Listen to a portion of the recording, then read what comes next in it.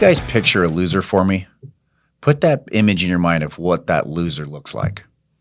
That project that you lost money on. Wait a minute. You didn't picture a person, did you? No, we're talking about loser projects. How did that project affect you? How did you learn from that project? How did you learn from that loser? That's what I want to talk about today. I just got done looking at my profit and loss statement, and it wasn't nearly what I wanted it to be. And so I said, okay, well, how are we going to figure this out? And I said, okay, let me go ahead and start looking at the actual closed out projects. And you guys should have a closed out report in your system, whatever system you guys are using. And it should show you, your material costs, your labor costs, your outsource costs, your permit costs, your overhead costs, and then your true costs. Then what you sold it for and your margin. That's a standard report. You guys should have that. And as you go through that, you should look at each one of them. You should see what your margins were, what you sold it for, and what it actually was. In this particular case, I had a loser, and it was a big loser. And I couldn't figure out what I went wrong with. And so I started to deep dive back into this project. This project was Cortez. It was the name of the project. It was a $125,000 project, and it was out of state. So we did all the manufacturing here in-house. We shipped it to Arizona, and then we installed it. And throughout this, it had, for the sign company, it had 17 signs, 2 big monument signs, a whole bunch of directional signs, parking signs. It was a whole exterior package for this campus. And the campus had 3 buildings on it. And as I'm going through it, I'm looking at it. At the beginning, I thought it was a simple project. The designer was a simple, and everything was going to go smoothly. And it didn't. It went south.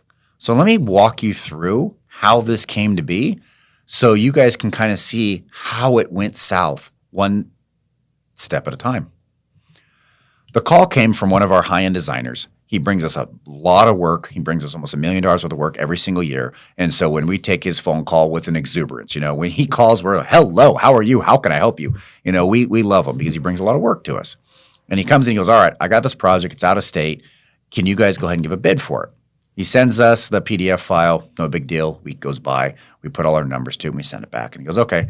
He goes, let me review it with the client. We'll get back to you. As we gone through that estimate, we broke down each type of sign. So there's 2 monuments. That was one estimate. There was 3 directional signs. That was another estimate. There was 4 miniature directional signs. That was another estimate. There was 27 parking signs. That was another estimate. And then we had a couple address numerals. So we broke them all out. We put them into nice bite-sized pieces in the estimate. We figured out what it was going to take for each one of us. And then we sent it off. So fast forward 2 weeks later, and the designer comes back and goes, look, my client's budget's $125,000. You came in at $147,000. What can we do to shave this off? And so, of course, value engineering, VE, you guys all love that. I know you love it. Every single time you send a client a quote, they go, can you VE it, please? And you're just like, oh, you just cringe. Because it's hard to VE something unless you really take away from the actual aesthetics of the sign. So in this particular case, we said, we don't have to do push through. We can do underlay. We can do this. We can do that. We don't have to round this. We can square it off. And we VE'd it down to what we thought was going to be about 135 grand. And he says, look, I bring you a lot of work. This client's a good friend of mine. Can you take a $10,000 haircut and get it figured out? We looked at the quantity of work. We looked at our client that we definitely didn't want to turn down. And we said, we'll figure out how to VE it even more inside of our shop and our production timelines. So we got it. And then, of course, right away, the city had corrections. They wouldn't allow certain signs. Some of the VE we did had to be changed. We went back to the client and said, hey, this has to be done. They were cool. They gave us a change order, probably in around a $6,000, $7,000 change order. It wasn't that big, but it does help the bottom line. And then we started producing. And as we were producing, questions arose. Are we doing a pad with J-bolts? Are we doing a pipe? How are we installing this 10-foot tall monument sign? And so we started to look at that, and those numbers and questions should have been outlined in the estimate. They were. But as the installer that we hired came on scene, they started changing their mind on how they want to do it for ease of them, which added a little bit to us. We thought we'd get a discount from the installer, which in turn we did not. So we made an assumption there. Probably mistake number 1, we made an assumption that we were going to get a discount off the install from the way they want to do it. And then as it went over to paint, we realized one of the colors was off. We had called out to be determined. It was hidden. The project manager didn't find it. The painter found it the day he was going to paint. So now the project had to be wheeled out of the paint booth, had to sit to the side for 3 days while I figured out that paint color, then wheeled back in the booth. All that extra start and stop time was not in the estimate. And then after that, we launched it out there, or launched it out. We left it. I should say launch. I should say ship. My apologies. We shipped it out to Arizona. Should have thrown it for sake of argument at this point in time. But we shipped it out there on a dedicated truck, and then they did the installation. As soon as they started digging, they realized the dirt was way harder than it should have been. So there was a change order from the installer. But the installer had been there 3 separate times, so it's kind of hard to sell it to the client. So as a company, we had to eat it, the extra cost. And then one thing just led to another. So by the time it was done, it ended up taking us 8 weeks to produce all these signs and 2 weeks to install, when it should have taken about 6 weeks for the whole project. And when we got done and costed it, our costs were $142,000 in cost. And we had sold it for $131,000. We basically gave them $15,000 and all the signs. We had a loser project. That's a tough one to swallow. It really is. Yes, we wanted to help our designer out. Yes, we wanted to give the client a good product. Yes, we wanted all that work and steal that back from the market share. But at the end of the day, was it worth the $15,000 we wrote the check for? Maybe, maybe not. Let's talk about another loser project. It's called Moonpath. Wasn't done by my company. It was done by another company, one of the companies I was mentoring for. And they had taken on this project in 2019. It was a very, very, very large project. I don't know the exact number, but I'm going to guess around $750,000, maybe even up to $1 million. And it was a very high-profile project. Now, for all you sign owners that want, that are listening to this podcast, we love big projects. We love big, in-your-face, high-profile projects. We get to say, we did that. It's credibility. It puts a big, giant stamp of we know what we're doing on our company. It checks a lot of boxes, including our ego. Let's not lie. It checks our ego, too. And so we love the high-profile projects. Well, this company's no different. They took on this project, Moonpath, and it was a monster project. It had a sign that went over 2 lanes of road. It had multiple wall signs. It was a beast. It really was. It was 40 feet tall, probably 128 feet wide. It was a monster project. And then what happens? They got stuck in permit hell for almost a year. During that permit hell, COVID happened, and we all know what happened to material prices. They went through the roof. Well, it was a very, very thick lawyer-ish contract that they had signed, so they couldn't go back because they already made a deal at that moment. So the material costs kept going up and up over the course of the year and a half while they got their permits. Then the client made small changes, but unfortunately it was changes that stopped production, but not enough to warrant a change order. And then throughout all of this, it took them almost 7-8 months to build the sign. I don't know the exact numbers, but when talking to them, it sounded like they lost anywhere from $200,000 to $300,000. It was a bloodbath, an absolute bloodbath in their company. I know it was bad enough that the ownership ended up not taking a paycheck for some amount of time. I don't know the exact time, but they actually said, we can't take a paycheck right now because we have no money in our cash flows. We have to rebuild our coffers, so to speak, in order to keep the company running. We're going to have to forfeit our paychecks. How many owners that are listening right now had to cut a paycheck? I'll tell you right now, in 2006, I did. I remember for 3 months, I got 2 paychecks in 3 months when we pay weekly. And that's all I got because that's the only thing the company could handle. The owner at the time, and I was the vice president at the time, we didn't take any paychecks because we couldn't afford to. It was either that or close the doors of the company. So I remember that being a horrible adventure, and that's a whole other podcast, whole other story in itself on that little adventure there. But I have been there where you can't take a paycheck because you don't have the money in the checking account. And it's a sickening feeling. I will give you that one. It is a gut-wrenching feeling as an owner that you're living on the line that tight. So, loser projects. What do we do with those? Well, I'll tell you right now, you're getting an education. And I will say, on a positive note, you're sticking your neck out there enough to go after some of the big fish. Let's talk about each one of those. First off, whenever you get punched, it's not the worst thing in the world. And I'm not talking about physically getting punched, also this metaphor actually works there. I'm talking about getting punched company-wise. When you're the boss and you take a project and at the end of the day you lost money on it, you got punched. You thought it was going to go good. You thought you're going to bring in more income for your company. Instead, you gave them all their product and you gave them some money. That's getting punched. What do you learn from that? Well, number one, you're not staying in your comfort zone. That's a positive. I'm going to give you that one right now. It is a positive. You're getting out of your comfort zone. You're trying new things. You're going into different market areas. That's a positive. That's the way an owner, a visionary should be. But as you go into those new areas, you have to be very cautious of what you don't know and pad the project a little bit based on your unknown areas. That's something that we didn't do in this one, and Cortez, and definitely on Moon Path, we didn't control that one as well. They didn't pad it for the craziness. They didn't pad it for the size and how hard it's going to move that product around the shop. For Cortez, for me, I didn't pad the project for quantities and how many times we're going to have to move it around our shop to get it going. Those are little areas that you overlook very fast, and so we need to go into that education area. But getting punched, not the worst thing in the world. So I'm not going to call this a complete loser. I'm not going to call this a complete loss of our time, energy, and efforts. I'm going to say that we basically paid for an education. And that's what I want you guys to look at. Whenever you guys have a project that doesn't do as well, consider the money that you lost, what you thought you were going to get, is money towards an education. When you go to college, you pay that university to teach you, right? And they teach you the curriculum based on what they think you need for well-rounded. And education, last time I checked, was very expensive. Man, what does college cost these days?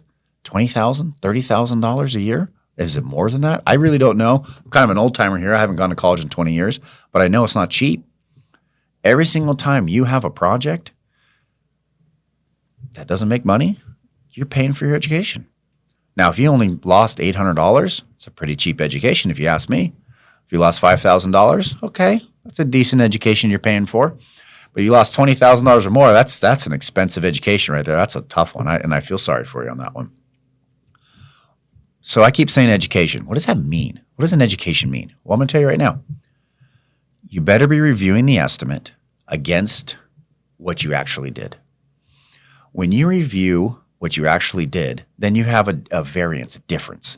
So if you thought it took 4 hours and it took 6, you got a 2-hour variance. I am praying and hoping you guys have reporting tools that actually build this report for you so you guys don't have to.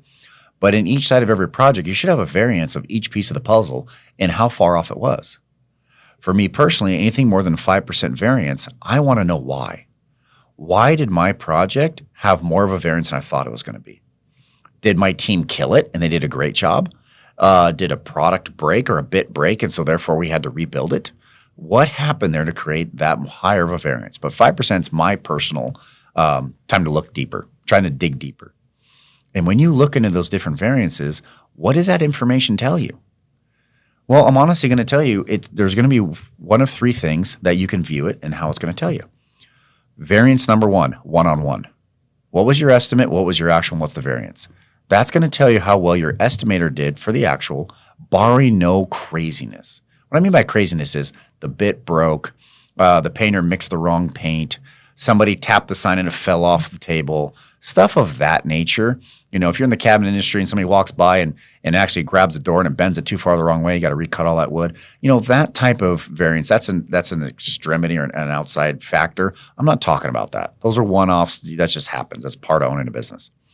But if you have a variance where they didn't know what they were doing, so they took time to reinvent the wheel. They didn't understand the project at hand, so they sat there and stared at it. Those type of things, I want to know why. How could I have better drawings, a better description? How could I explain to them what it's going to take? The other thing I want you to do is do one to many. Take your one project and compare it to many different projects that are similar in nature. Can you see the correlation there? On average, if you look at many, on average was 5 hours. And then you estimated 4 and it took 6. Based on one to many, you actually should have estimated an extra hour because that was your average 5, but you did 4. So the estimator took a piece out. Then your shop was sleeping on the job a little bit and took them an extra hour than it should have. But you do one to many, it's going to give you a better idea of what your estimate should have been versus what you thought it was at that moment in time when you did the estimate. So one to many. And then what I want you guys to do, of course, the last one is many to many. Take all your projects and then divide them out by each department. and then see how big of a variance each department keeps doing over and over and over again. That's going to be able to show you if that department is bleeding or that department is doing really, really well when you do your estimating. So many to many is going to help you. Throughout all these different ways you're reviewing your projects, you're getting a really good education on what your company does and does well and what it doesn't do so well. So as much as I love the winning projects, I'm going to look at a winner and just look right at it and say, yep, this works. This is great. This is fun. I really love the loser projects better because I get an education. It's kind of those times when, you ever get embarrassed, and the hairs on the back of your neck stand up and you're super embarrassed that went down. You never forget those times, do you? Never, ever, ever forget them. They're burned in your memory banks. You have an emotion with an event and they come together. It's burned in your memory. You'll never forget. When's the last time you had a great time? Probably already forgotten. You might have to go back on your phone and go find some photos and you go, oh yeah, I was at that party the other day. I had a lot of fun. Winning doesn't invoke an emotion that you remember. But when you're losing, it very much invokes an emotion. And so for us, we're going to focus on those losers a lot more than those winners. I don't want you to get depressed. I don't want you to get into that role of focusing on losers, but I want you to focus on the education at hand. Whenever I have a losing project, I'm going to look at that and say, how much did I pay for this education? And what is the education I'm getting from it? I talked to one of the project managers here in the San Diego, California sign company. And I said, when you have a losing project that doesn't do so well, what do you do? And she goes, oh, we deep dive into it immediately. And I said, who's we? She goes, me and the other project managers. We get together and we look at it and say, what happened here? I forgot to survey it. And so when we went out there, we had to do 2 trips because the survey wasn't done. I said, okay, well, what happened there? And she goes, well, it needed a raceway, and I had no idea. I thought there was access behind the wall. I made an assumption based on the other signs on the wall, and it was a mistake on my part. I should have surveyed it. Okay, we found a solution, a possible solution to fix this in the future. What other problems do we have? Well, I thought that if I put the 2 different colors together in the paint booth, they could all paint one color at once, and it turns out it was 2 different color blues. And so I snuck it in the paint booth. It got painted the wrong color, and then we had to sand it and repaint it again. So I tried to do a shortcut and ended up going and backfiring on me. Okay. Another solution, understood, read the drawings a little bit better. We went a little careless, said blue, but there were different PMS colors. And I said, what else? She goes, a lot of it handles with the shipping and the installer. When do we ship it? When does the installer receive it? In a couple aspects, she goes, I would ship it to the installer and it got there at 3 p.m. and they close their doors after 2 o'clock because they work, from 5 a.m. to 2 p.m. And then the shipping carrier had to take it back, had to deliver the second day, and I got an extra charge for that. I didn't realize that the installer had certain hours. So all these different things add up. $500 here, $300 here, $400 here. And next thing you know, your whole profit margin is completely shot. Or even worse, you're writing them a check on well of it.